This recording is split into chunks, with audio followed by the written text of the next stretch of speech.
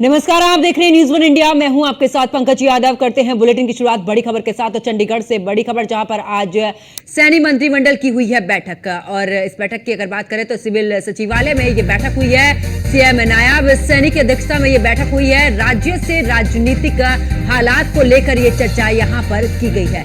सभी मंत्रियों ने सीएम को यहां पर रिपोर्ट भी दी है। तो बड़ी खबर आपको बता रहे, जहां पर राज्य से राजनीतिक हालात पर ये चर्चा हुई है। इसी के अलावा आपको ये भी जानकारी दे दें कि सभी मंत्रियों ने सीएम को यहां पर रिपोर्ट भी दी है। तो बड़ी खबर आपको बता रहे चंडीगढ़ से, जहां पर बता दें कि आज सैनी मंत्रिमंडल की बैठक हुई है और इस बैठक में कई अहम पहलुओं पर चर्चा भी की गई है। इसके अलावा आपको ये भी जानकारी दे दें कि सिविल सचिवालय में ये बैठक हुई है।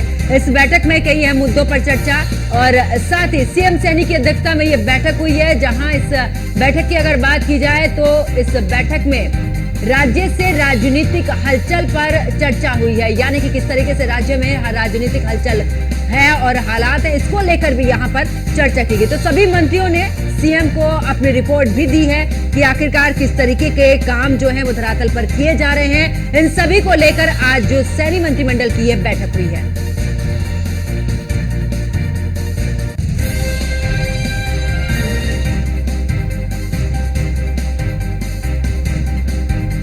तो सीएम सैनी की अध्यक्षता में यह बैठक राज्य से राजनीतिक हालात को लेकर यहां पर चर्चा भी की गई है। तो बड़ी खबर आपको बता रहे, जहां पर सभी मंत्रियों ने सीएम को यहां पर अपनी रिपोर्ट भी सौंपी है।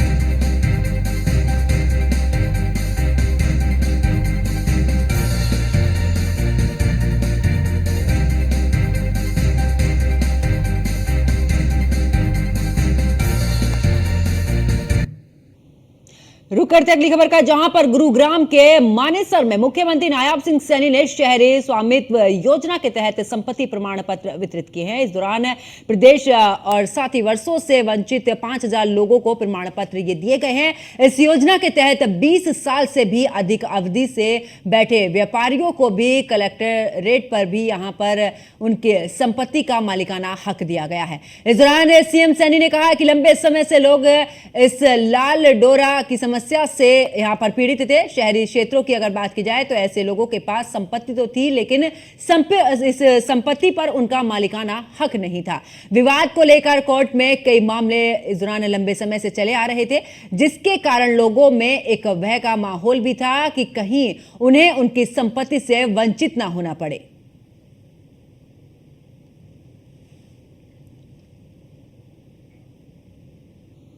उधर हरियाणा में पशु कल्याण को बढ़ावा देने के लिए अनिल अग्रवाल फाउंडेशन के तहत द एनिमल केयर ऑर्गेनाइजेशन ने भी हरियाणा सरकार के साथ में एक समझौता ज्ञापन पर हस्ताक्षर किए हैं। इस दौरान मुख्यमंत्री नायब सिंह सैनी भी मौजूद रहे। समझौता ज्ञापन के तहत हरियाणा में अत्यंत गंभीर बीमारियों से ग्रस्त पशुओं के लिए पशु जन्म प्रमाण और साथ ही इकाई, प्रयोगशाला, फार्मेसी और साथ ही प्रशिक्षण केंद्र के अलावा आश्रय का निर्माण भी शुरू करेंगे। यह सुविधा गुरुग्राम के कादीपुर में स्थित पशु चिकित्सालय की 2 एकड़ भूमि पर तैयार की जाएगी। इस अवसर पर मुख्यमंत्री ने कहा कि द एनिमल केयर ऑर्गेनाइजेशन और साथ ही राज्य सरकार के बीच एक महत्वपूर्ण साझेदारी से पशुओं की उन्नत देखभाल सुनिश्चित होगी। हरियाणा में पशु कल्याण के इस दौरान परिदृश्य को बदलने के प्रयास के अंतर्गत इससे पहले फरीदाबाद में आश्रय और अब गुरुग्राम में भी पशु चिकित्सा देखभाल सेवाओं की अगर बात करें तो इसमें भी व्यापक सुधार होगा, जिसका लाभ गुरुग्राम के साथ साथ आसपास के शहरों के निवासी भी उठा सकेंगे।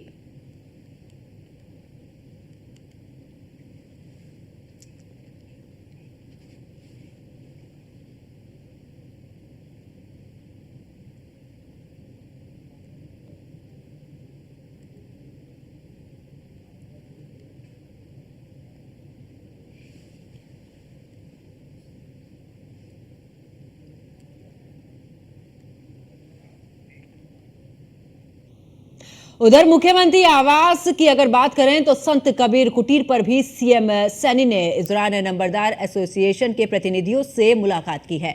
इस दौरान सीएम ने विभिन्न विषयों को सुना और साथ ही आश्वस्त किया है कि जो उनकी मांगे हैं उन पर भी विचार कर आवश्यक निर्णय जल्द ही लिया जाएगा। इस दौरान सीएम ने कहा कि आज हरियाणा का हर वर्ग बिना भेदभाव वाली बीजेपी की सरकार द्वारा चलाई जा रही जन कल्याणकारी योजनाओं से प्रभावित है और हरियाणा में तीसरी बार बीजेपी सरकार बनने के लिए संकल्पित है।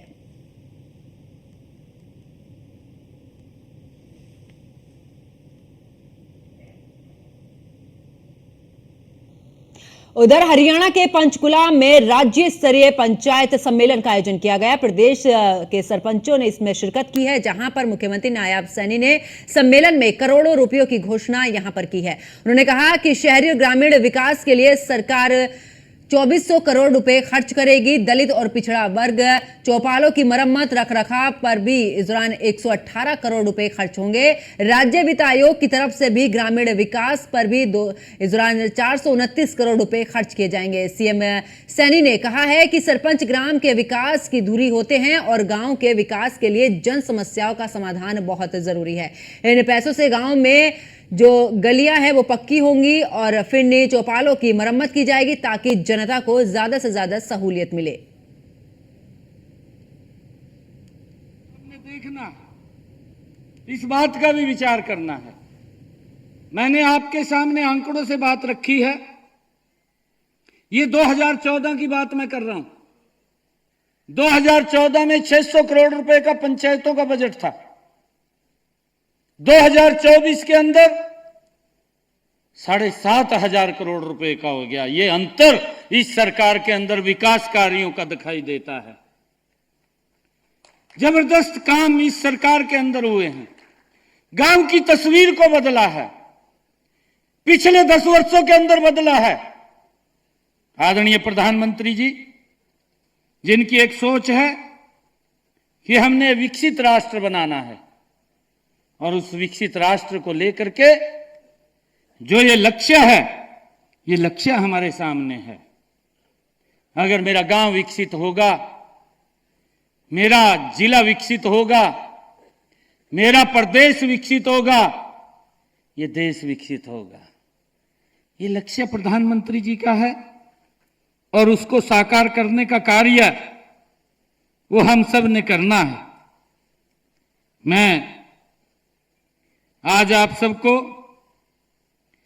इस अवसर के ऊपर मैं बधाई भी देता हूं। आदरणीय प्रधानमंत्री जी, जो पंचायतें हमारी भारतीय लोकतंत्र का आधार स्तंभ है, आदरणीय प्रधानमंत्री जी इस बात की चर्चा करते हैं कि जिनकी मजबूती में ही नए समृद्ध भारत की हम परिकल्पना कर सकते हैं। भाइयों, इस बात को हमने देखना है।